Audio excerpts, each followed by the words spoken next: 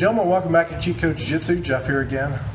Been working our transitions to different control positions off of the lockdown position. Personal favorite of mine today, we're going to work some transitions to some different leg lock positions. This is not specifically a leg locking video, so we're not going to cover all the ins and outs of leg lock control positions, but the transition is what I mainly want to focus on. There are a few different ways that we can get into some really good leg lock positions, but there's a couple in particular that I want to focus on because they kind of end us up in our basic ashigarami, outside ashi, honey hole type positions that are really good leg control positions. You'll learn really quick that half guard is kind of custom made for transitioning into leg locks, because I already have one of my legs in between my opponent's legs, so it's real easy for me to snake them up if they take the pressure off in the wrong way.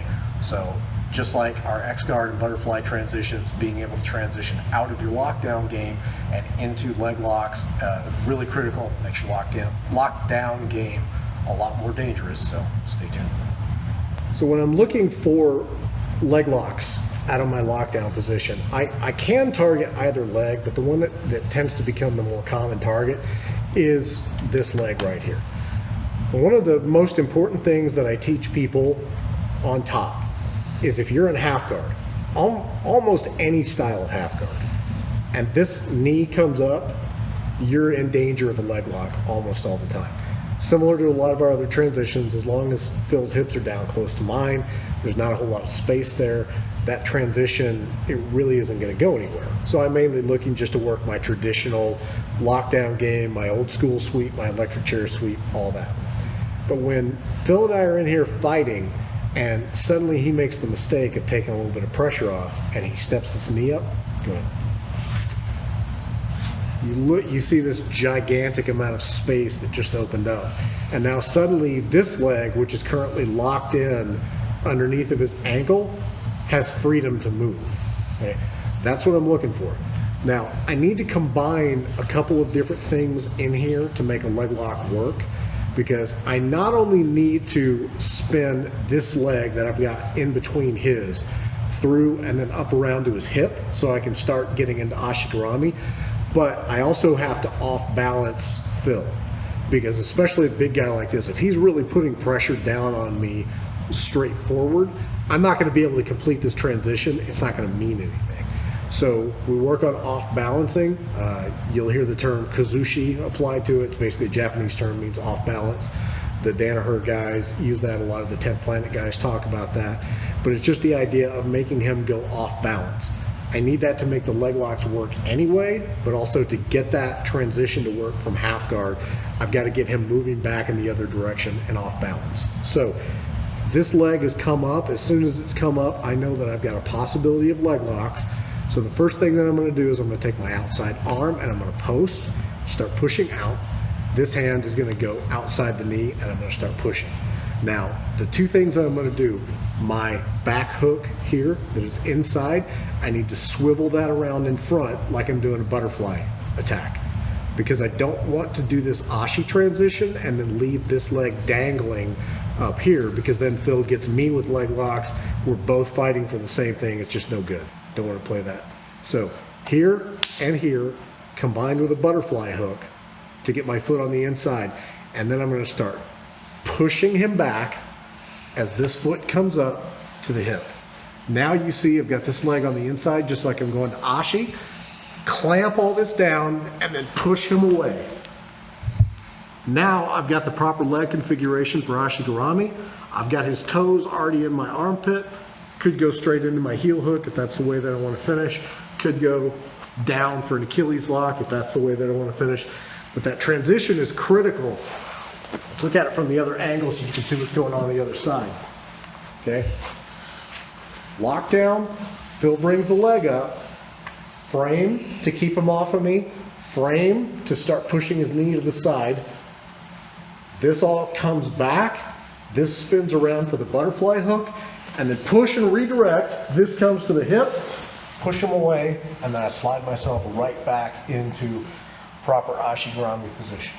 Now, depending on how this set up, maybe in a fluid roll, I come out like that. maybe for whatever reason this didn't go inside, and so I end up in more of a double outside ashi situation. That's all fine too, but typically going straight to ashi is the way that you want to drill that. But anytime that leg comes up, there's always a leg lock transition that's going to be there immediately, and you can make that transition go straight into a finish, and it works really well. That's the first way that I get into leg locks. It's probably the most common way. There's also another way, and that's going all the way up and around. This entry is frequently done from K-guard or K-control, but you can hit it from having an underhook in lockdown as well. I use this one more often when that knee stays down, but I was able to create a little bit of space by kind of shrimp crawling out away from him and framing.